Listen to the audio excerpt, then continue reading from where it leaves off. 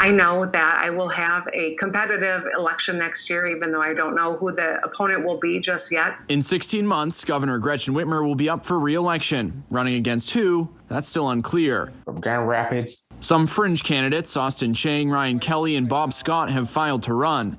But the absence of an established name thus far has the Michigan Democratic Party going on the attack. In a statement saying there are no top-tier Republican candidates launching campaigns because they are scared of Whitmer's popularity. We're definitely in the sweet spot for jumping on in right now.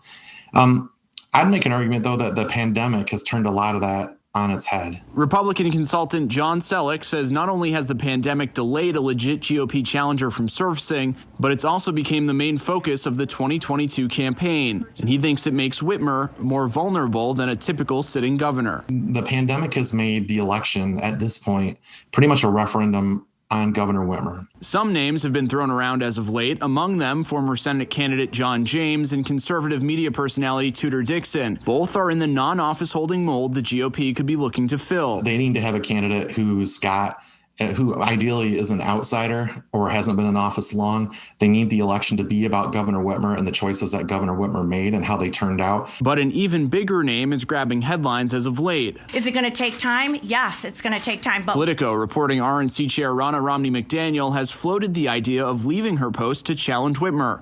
Selleck believes she would lead the pack. She's a mom from southeastern Michigan. That's where half the voting population of Michigan's from. Her kids and her family still live in Wayne County and go to school there. She can tell that story of living in Michigan under the rules. Her family can, and what they would have done differently. She's also got a really outgoing, gregarious personality.